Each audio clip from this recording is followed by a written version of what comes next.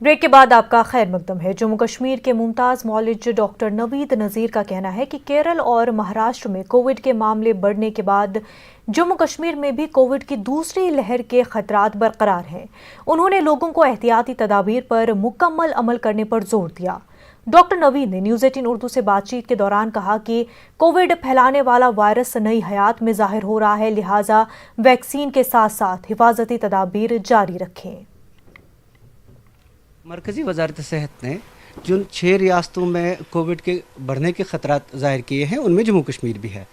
लेकिन अगर हम यहाँ देखते हैं जो नंबर्स आ रहे हैं, जो हमारे रोज़ का बुलेटिन आता है कोविड का, उसमें 2 डिजिट्स में 2 हिस्सों में ही नंबर्स आ रहे हैं।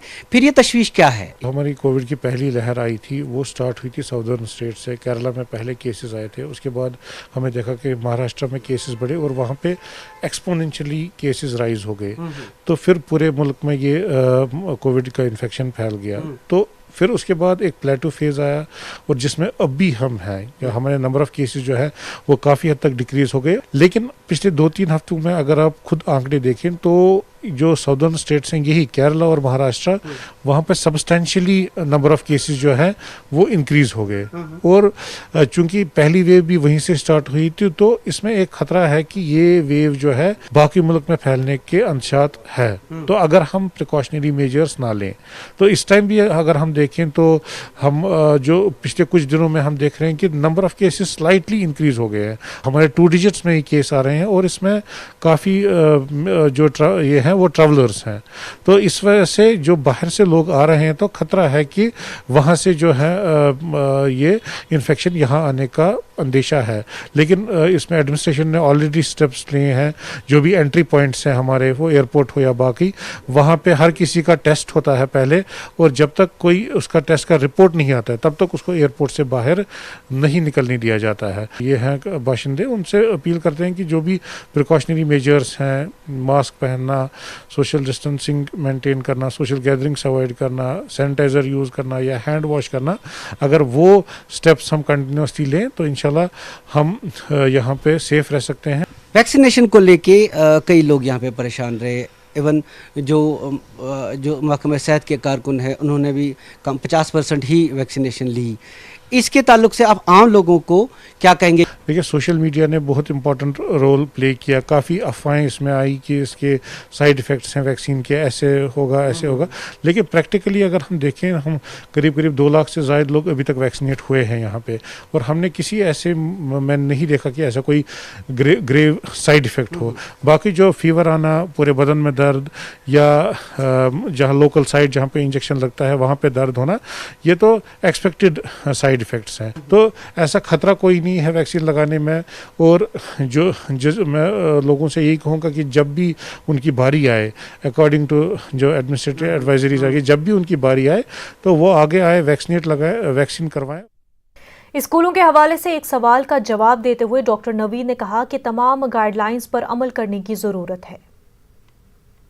1 मार्च से स्कूल खुल रहे हैं। आपको लग रहा है जब पूरे मुल्क में एक सेकंड वेव की बातें की जा रही है, ये एक बहुत ख़तरनाक बात हो सकती है? देखिए, मैं ये नहीं कहूँगा कि, देखिए, अगर जो भी एडवाइजरीज उसमें मशाया हुई हैं, अगर उस पर स्ट्रिक्टली हम फॉलो करें, उसमें पूरा स्टूडेंट्स को कैसे रखना है, स्कूल्स में जो टीचर्स हैं उनको क्या इक़दाम लेने हैं, पेरेंट्स के क्या इक़दाम होने चाहिए, तो मुझे नहीं लगता है कि स्कूल क्यों नहीं खुलेंगे। अभी तक जो बच्चे इन्फेक्ट हुए हैं, बच्चों में बहुत कम, ऑलमोस्ट नेग्लिजिबल हमने देखा है कि मॉर्टेलिटी नील है, और सीवियरिटी जो इख्तियार करती है ये डिजीज़, वो बच्चों में बहुत कम करती है।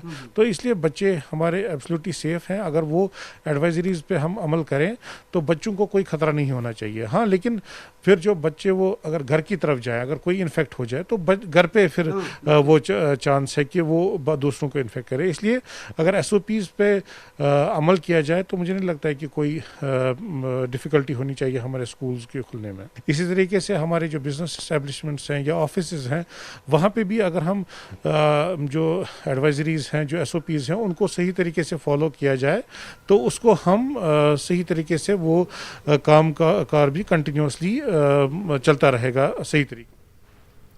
कठुआ के वार्ड नंबर 16 में जमीन को लेकर तनाज़ा झगड़े और बाज़ाब्ता हाथापाई में तब्दील हो गया। इसी बीच गोलियां भी चली। पुलिस के मुताबिक चंद अफराद जख्मी हो गए हैं। पुलिस ने मौके पर पहुंचकर जख्मियों को जीएमसी कठुआ पहुंचाया। एसएसपी कठुआ ने बताया कि जमीन के झगड़े के दौरान बाकिल दिवाकर सिंह ने पिस्तौल में हवा में फायरिंग की। कुछ लोगों को तहवील में लेकर पुलिस मामले की छानबीन कर रही है। सीधी रिवाल्वर जाई मेरे छोटे बेटे पर। ये मेरा छोटा बेटा आगे खड़ा था, ये बोलता ना करो, इसके पास कुछ नहीं था।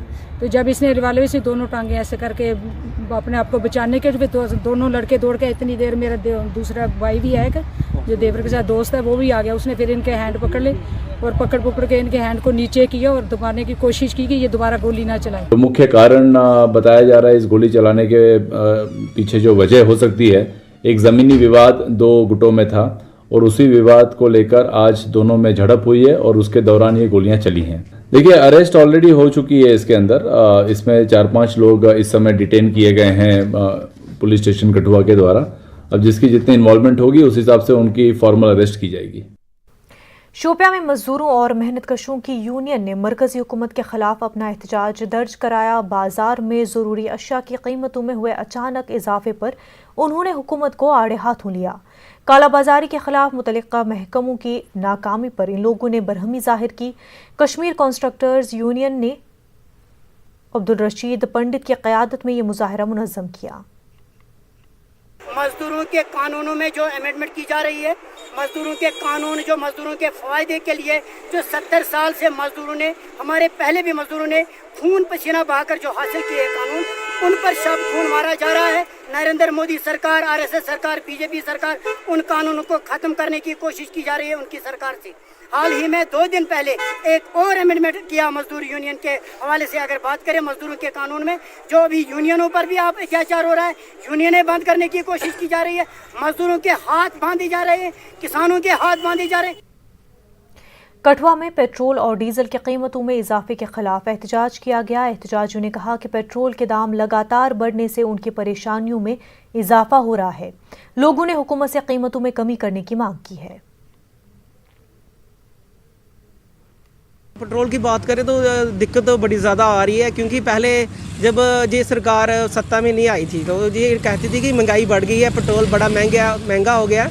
तो अगर आज की डेट में बात करें तो हर दिन तेल बढ़ा रहे हैं, रेट बढ़ा रहे हैं। इसी महीने की बात करें 12 से 13 बार इन्हें रेट बढ़ा दी। पहले होता कि साल में एक बार रेट बढ़ता था तो ये बजट आता था। आज की डेट में पता नहीं चलता कि कब ये बढ़ा रहे हैं, कब ये चढ़ा रहे हैं। तो पहले कोई 98-94 या 1 रुपया बढ़ाते थे। आज की डेट में अगर 7 साल की बात करें तो उन्हें 20 से 25 रुपये बढ़ा दिया। अभी घटाएंगे तो कितना घटाएंगे। इन्होंने किसी भी सेक्टर में लोगों को खुश नहीं रहने दिया है और लोगों को लूटने का काम कर रही है। लोक जनशक्ति पार्टी युवा मोर्चा के कौमी सदर संजय सराफ ने जम्मू कश्मीर से मुतल्लिक नई सनती पॉलिसी का खैर मकदम किया है। वो जम्मू में एक न्यूज़ कॉन्फ्रेंस से खिताब कर रहे थे। उन्होंने इस बात पर जोर दिया कि नई सनती यूनिट कायम करने में जम्मू कश्मीर के नौजवानों के लिए 35% रिजर्वेशन रखी जानी चाहिए। सराफ ने कहा कि बाकी मानदा 65% सनती यूनिटों में जम्मू कश्मीर के नौजवानों को रोजगार के मौके फराहम किए जाने चाहिए।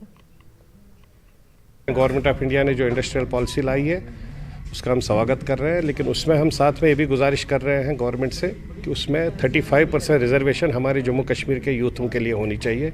जो हमारे छोटे छोटे बिजनेस हाउसेज हैं जो उसमें इन्वॉल्व होना चाहते हैं, उसमें कोई ऐसी रिलैक्सेशन दी जाए जिससे जम्मू कश्मीर के लिए नौजवानों के लिए जो हमारे बिजनेस सेक्टर से यहाँ पर उनके लिए रिलैक्सेशन होनी चाहिए। और साथ में जो 65% हम लोग जो बाहर के बड़े हाउसेज आएंगे उसमें भी गवर्नमेंट को एक पॉलिसी करनी चाहिए, क्रिएट करनी चाहिए कि कम से कम 20 से 25% जो लोकल यूथ से हमारे जम्मू कश्मीर के उनको उसमें एम्प्लॉयमेंट में। लोक जनशक्ति पार्टी युवा मोर्चा के कौमी सदर संजय सराफ का कहना है कि मरकजी सरकार को माइग्रेंट्स की वापसी और बाजाबादकारी के बारे में एक तफसीली रिपोर्ट सामने लानी चाहिए कि प्रॉपर रिहेबिलिटेशन। अब 31 साल हो गया है, बहुत एक्सपेक्टेशन है इस गवर्नमेंट से।